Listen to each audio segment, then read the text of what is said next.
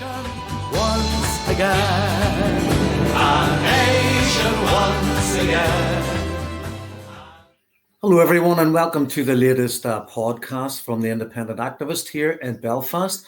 My name's Fra Hughes, and I'd like you to subscribe, like, share, and hit the notification bell. That way you'll be informed of every upcoming episode that we record. I'm joined today by Saeed Bakkali, who's a member of the Politburo for the Party of Progress and Socialism in Morocco. Saeed, I've had the pleasure of meeting you twice before, and thank you very much for joining us today. We met in Rome, and I think it's just over a week ago, we were both in Caracas in Venezuela, and both occasions were around conferences on support for and solidarity for Palestine. Now, because you're from Morocco, and because we've chatted before, I found it very interesting, the history you were telling me of the Moroccan kind of fight for independence, where Morocco is now, and how it's situated kind of geopolitically in Africa and West Asia. But today we've heard the news of the fall of Damascus and President Bashar al-Assad leaving the country. What's your initial kind of, interpretation of what's happened, and what do you think it means for the region? Well, thank you very much, Comrade Fra, for hosting me this in your very interesting, program. It's always a pleasure to meet you and to exchange our views from different point of world geography. From Europe, from Africa, Arab world, and today is another one historical day because of the fall of Damascus and the fall of the regime of Bashar al-Assad, and I think that it's not a surprise for anybody that Bashar al-Assad regime was weak and has been weakened during the last 10 years because of for my point of view, because of the issue of democracy, internal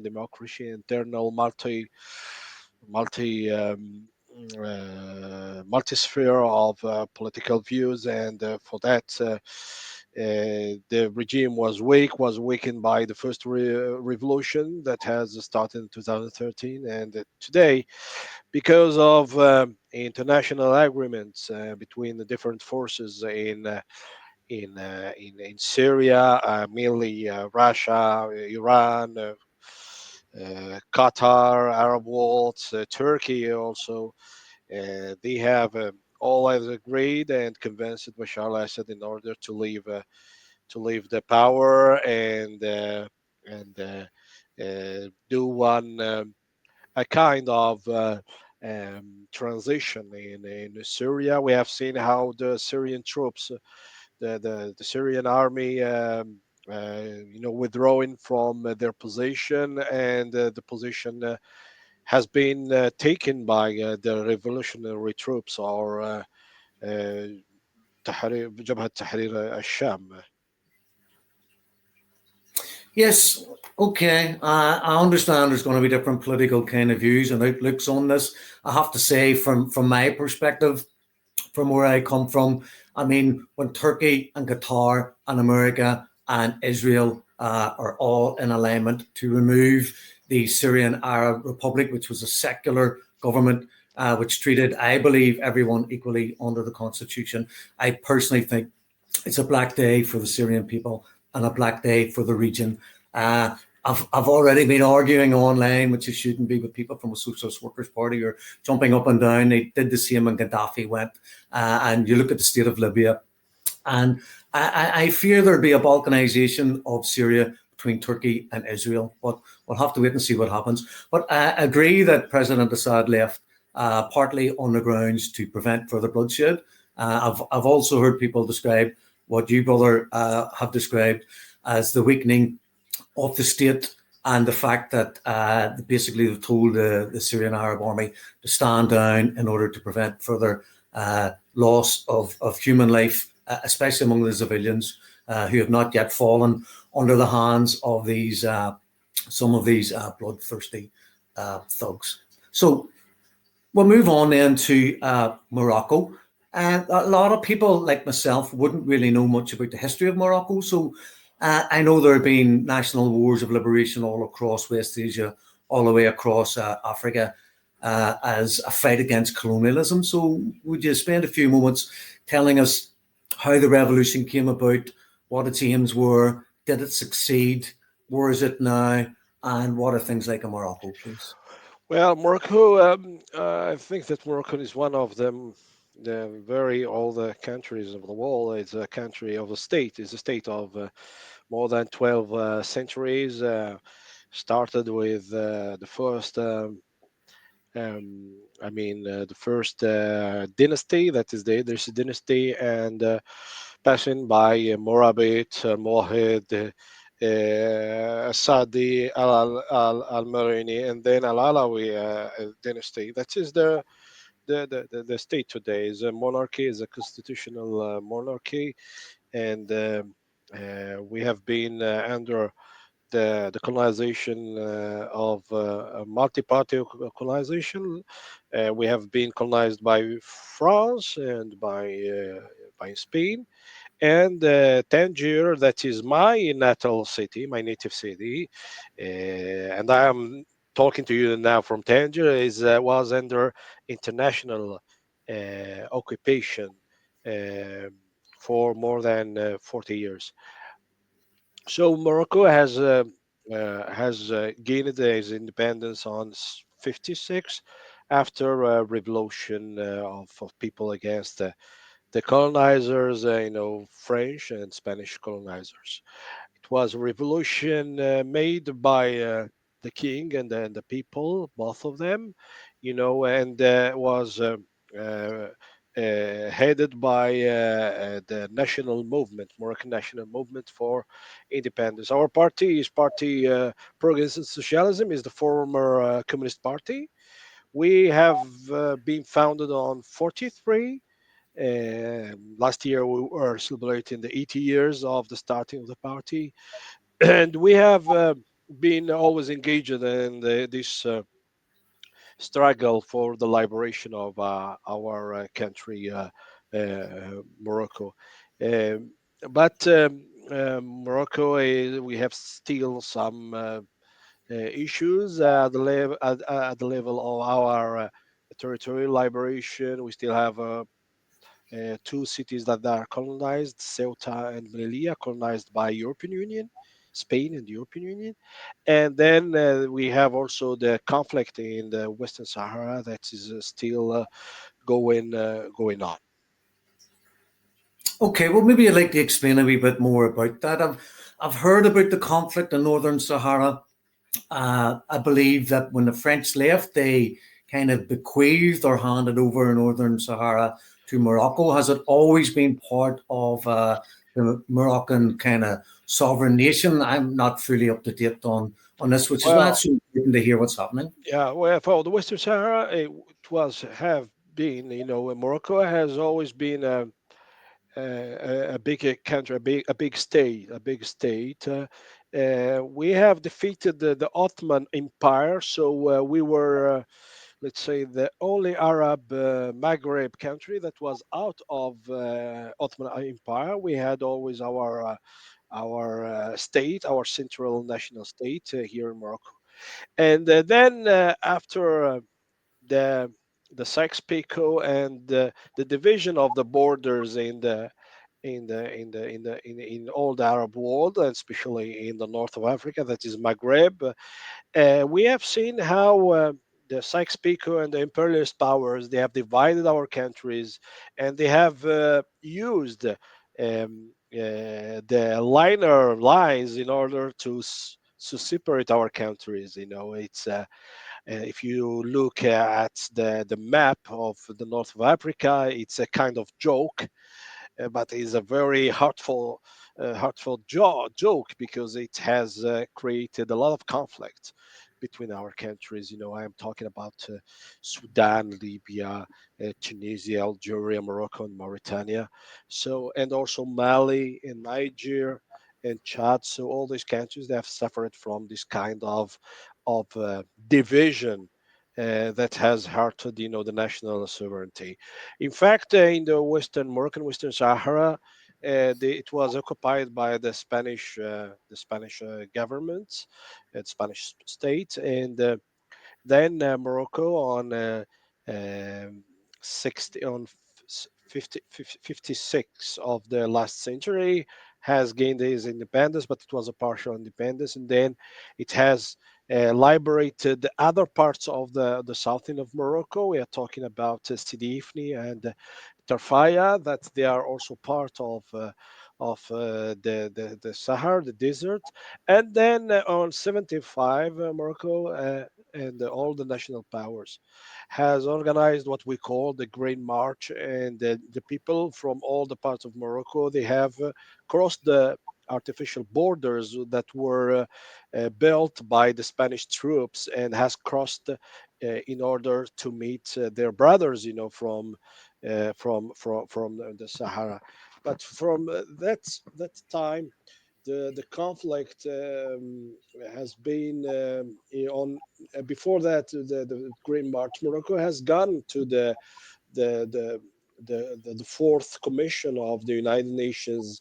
That's the commission of decolonization, and has asked in order to solve this issue of Western Sahara between Morocco, France, Spain, and Mauritania. But on 75, Morocco has crossed, Moroccan people have crossed, these artificial borders. And today the Sahara is under the Moroccan sovereignty. But still, the issue is with the front of Polisario. There's still an issue that has to be solved. Between Morocco and Algeria from one part, because there is a kind of very strong rivalry between Morocco and Algeria on this theme, due to I think the ambition of Algerian regime in order to have one window on the Atlantic Ocean. This window cannot be built without solving this issue of Moroccan Western Sahara.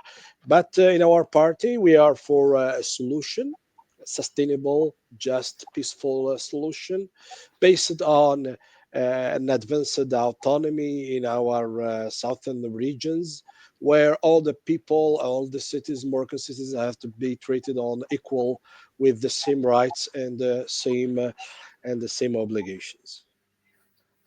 Okay, it's interesting that you mentioned Sykes-Picot because obviously I'm aware of that because of what's happened in West Asia.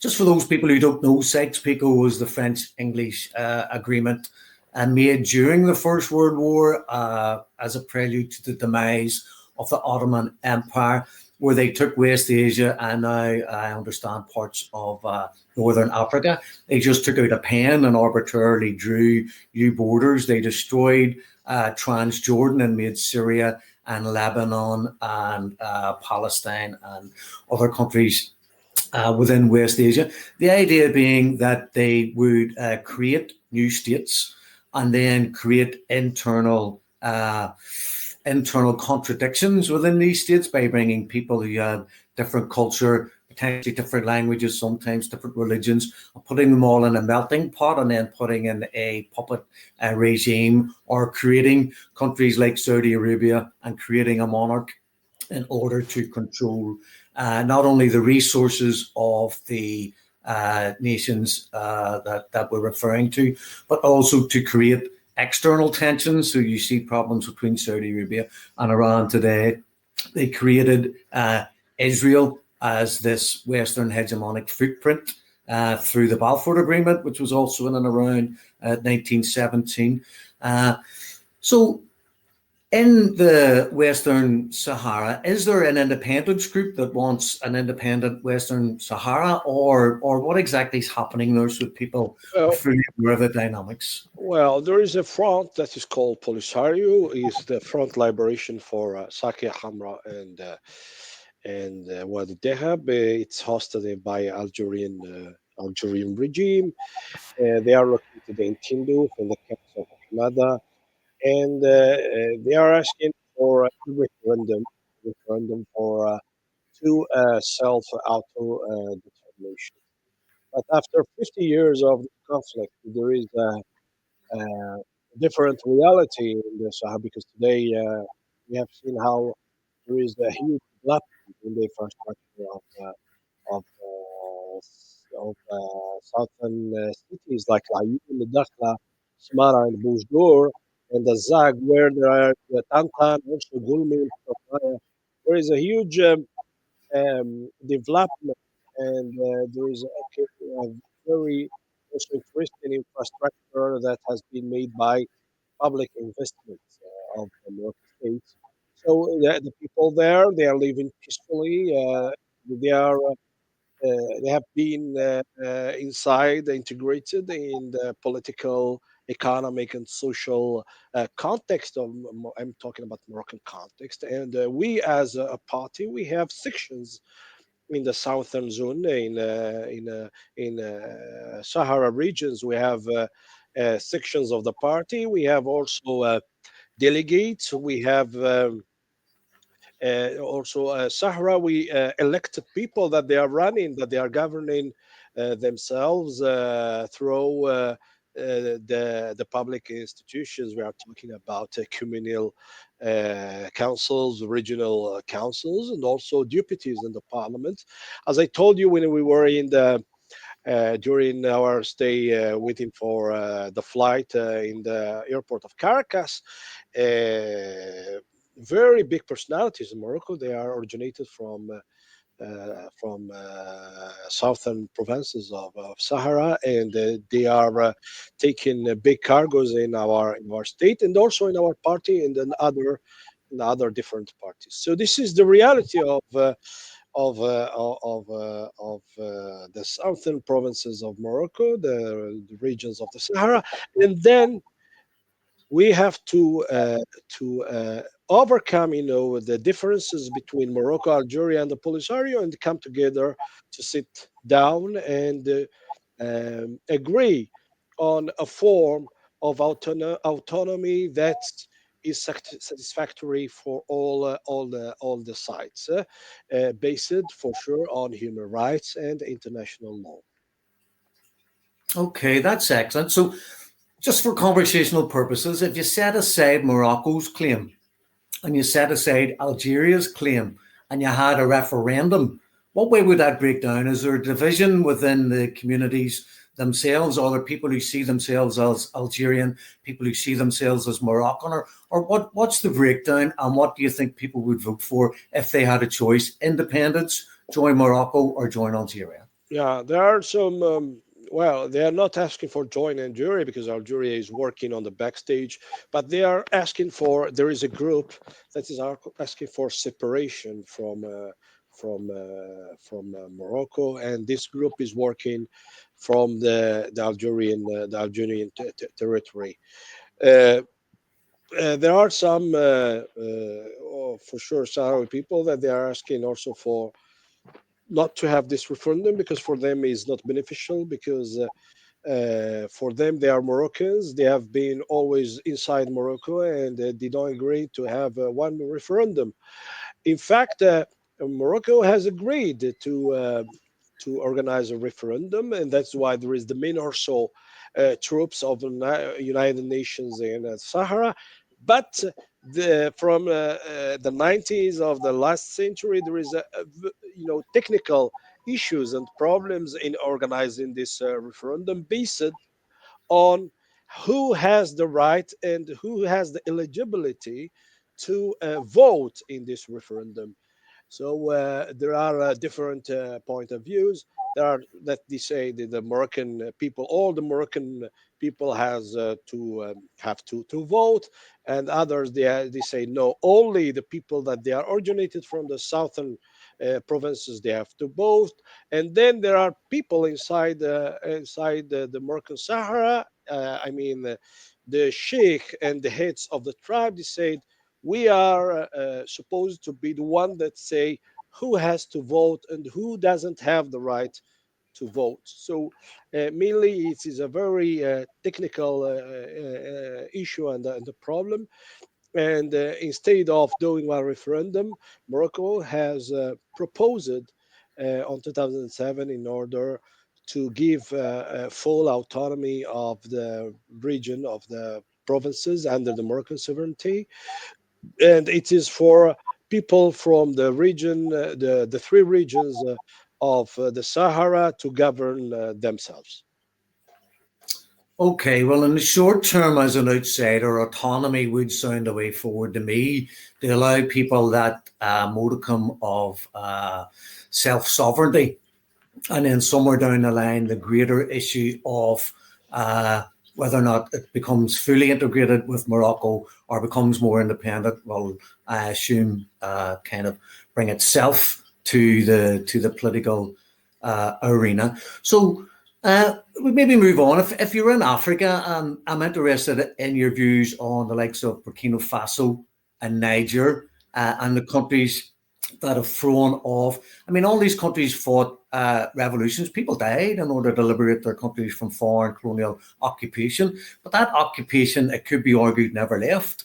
If you have corporations from France and other Western economies still reaping the resources of Africa, you could say that while the colonial troops left and perhaps the colonial occupation left financially and sometimes politically, these countries are still suffering from neo-colonialism. So, what's your view on what these countries like Burkina Faso have done in kicking out the French? Is it the start of a new anti-neo-colonial kind of burgeoning awakening within Africa? And where will it all go, and what can we expect to see in the next decade? I think, Fra, that what has been done in Burkina Faso, Niger, and also in Mali is a kind of fulfillment of liberation, like is of our African countries. As you know, Morocco has always been, helping, the resistance in. It has helped Algeria in the during its liberation war, and also has helped also South Africa because some Southern African commerce they were trained in Morocco. They were also financed by Morocco during the liberation and against the apartheid in South Africa. So. We are seen as Moroccan people that this movement in the countries of Africa, especially in the zone of the Sahel, is important for the accomplishment of the liberation of their countries from the French occupation, and also from the elites that they have been governing and dominating, those countries during the last 60 years. After the leaving of the what we call the formal colonization, still there were some elites, African elites, in the government that they were working for the French interests. And now we have seen that these countries have been liberated. They have taken their self autodetermination, and they are reconstructing their interest and their relations with other countries. From our side, Morocco has proposed one Atlantic initiative because these countries they don't have a window, a sea window, in order to do export import and to do trade. Morocco has proposed to have their southern zone as a line for all the people of the Sahel, including Niger, Burkina Faso, Mali, and all these countries to have one outlet on the Atlantic Ocean in order to develop their infrastructure because they need a very deep development and investment in their infrastructure. As we know that France was always exploiting the resources without investing in people, investing in education, without investing in hospitals, without investing in all kind of infrastructure. So that's why France was only invested in occupation and in corruption of the dominant class in those countries. But today we are seeing that these movements they are very ambitious in order to serve their people. And from our part of responsibility as Moroccan and as Africans to help these people in order to take the right way of development and sovereignty for their countries. So, do you think that this form of anti-neo-colonialism will spread across Africa and maybe spread across West Asia? It's very important what you said about how these colonial powers actually take the resources out and don't put anything back. So it's like a vacuum that just sucks all the profit, all the money, all the gold, the oil, the gas, the minerals. You could see in one of the countries, I think it was Burkina Faso, and sorry, it might have been Niger, that they were taking out the uranium that was being used to power French nuclear power stations to give electricity in the streets of Paris, while 80% of Niger doesn't have electricity, doesn't have street lights, and they were being forced to sell the uranium at like a fifth of the global market price. So, this is just a perfect example of how the West was built on the impoverishment and the slavery of the global South, which we witness to continue today. So, do you see this moving forward and more countries beginning to demand to be respected, for the people to be treated as equal citizens of the globe, and to be paid a fair wage and a fair market transfer value for the products and the resources in their countries? Yes, it should be. It should be. Let me say that this movement is coming very late. Because after hundreds of years of exploitation of colonizers, exploitation of our resources, and now the people of Africa, they have waken up and they are demanding equality, and they are demanding also dignity, and also their sovereignty on their territories and their countries and the resources. And that's why it's hard, to start, but is milestone, step. And I think that in the future we are going to see a real African development, based on African plans and the African Union and African solidarity, in partnership with the global South. And let me say that we all African people are looking with good eyes to the BRICS and to the new alliances that has been built against the European and American imperialist Germany. Yes, you mentioned the African Union. I was going to actually come on to that because you have the United States of America, you have basically the United States of Europe, the European Union.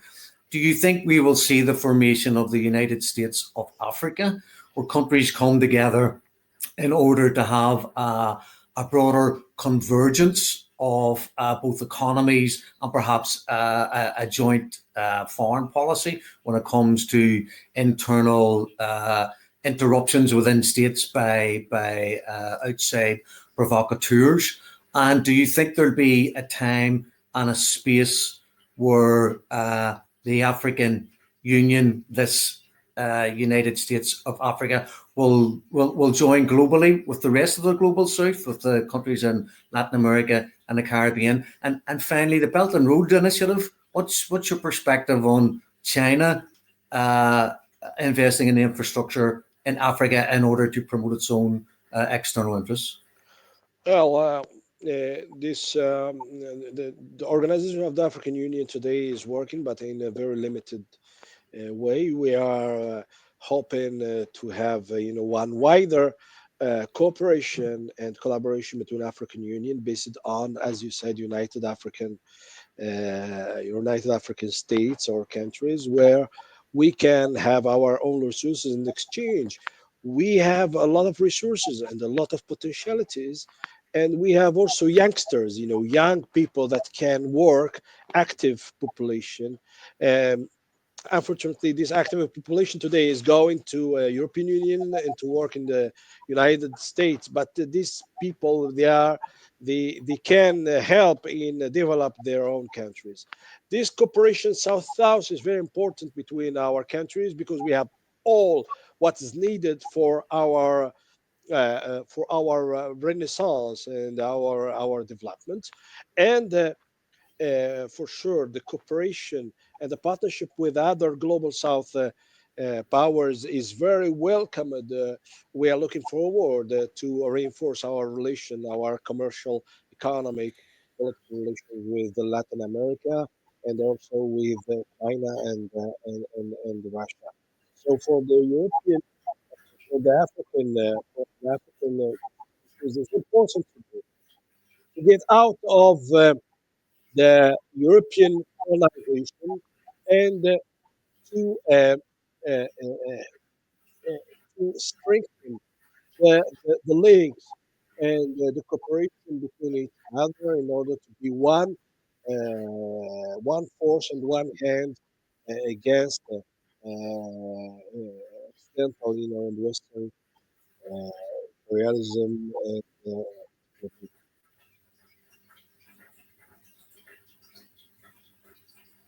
Yes, so yeah, just do you want to just really re-express your views or on the Belt and Road Initiative? I know BRICS is very, very, very important going forward. I think we all believe it's going to be not necessarily a messiah or a savior, but we want a multipolar world where everyone works with respect and tandem with everybody else. There's a phrase that a rising tide lifts all boats. So BRICS can lift everyone potentially out of poverty or out of the depth of suffering under sanctions and stuff. So it is very, very, very important. I just personally am sad it's taken so long for it to come about, and it's taken Western sanctions on Russia and China and Iran, Venezuela, Cuba, take your pick, for these countries to suddenly decide we have more in common than what divides us.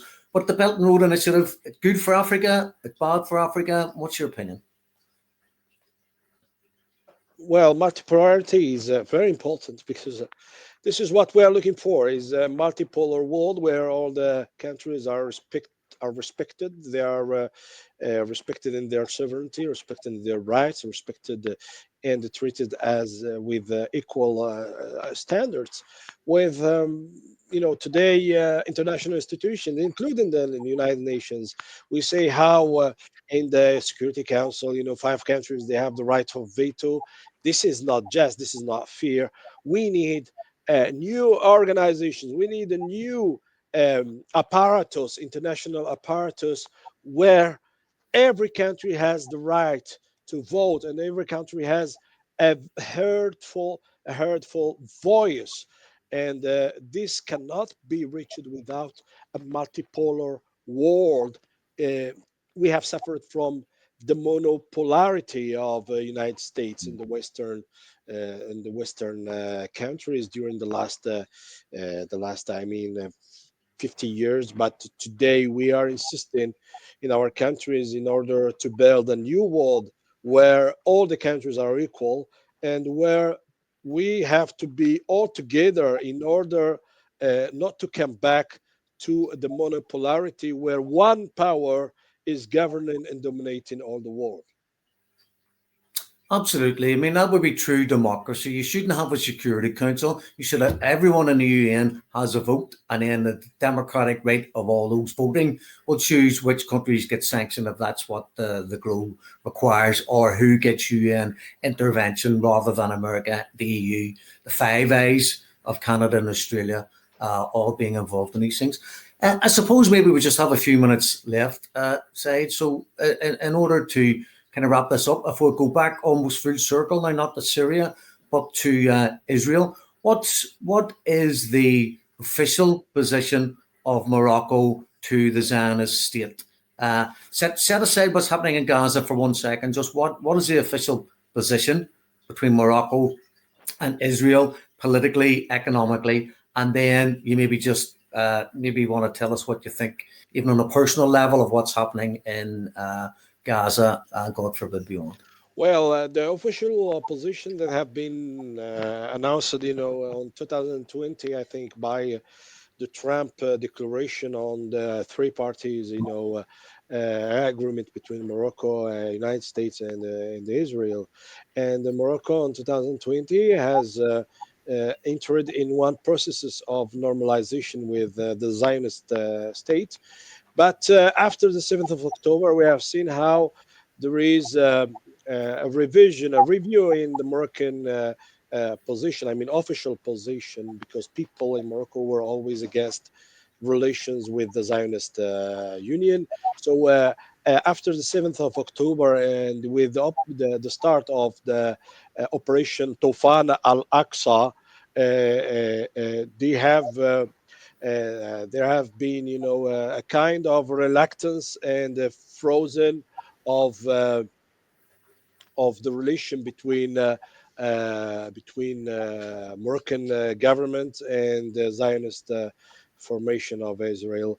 So and at the popular level, and let me say that we as Moroccan people, we refuse these relations with Zionist state because it's a criminal, is a genocide, is a criminal state. From our political party, Progress and Party of Progress and Socialism, we have said clearly in our Politburo declaration that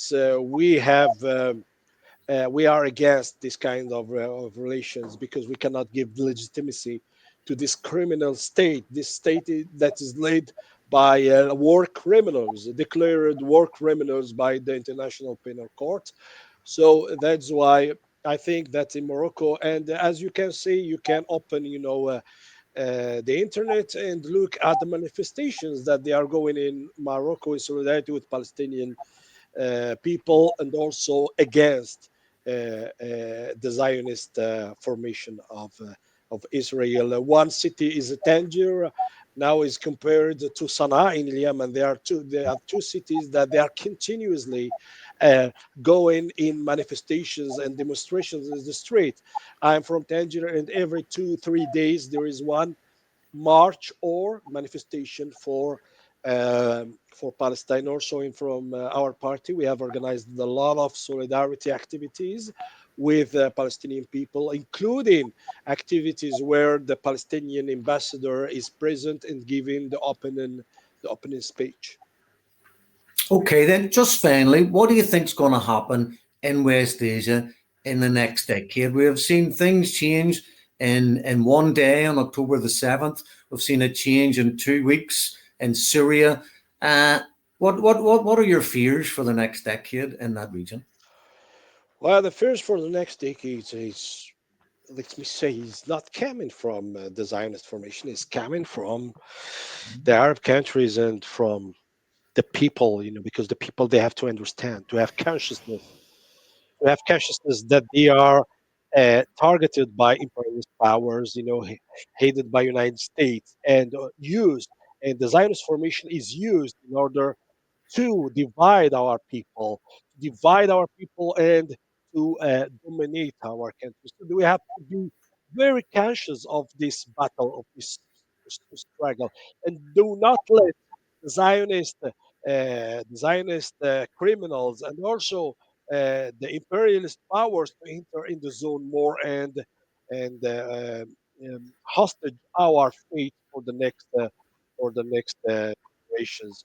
We have to be very careful. We have to be united. We have to let our problems aside, our conflict aside, and to be one front against the Zionist formation and the imperialist power that they want to divide more our countries. They have now the plan to divide Syria, Iraq, Yemen, Arabia Saudi, Turkey, Morocco, Algeria, Libya. They have plans to divide more our countries and then to have micro states where there is no weight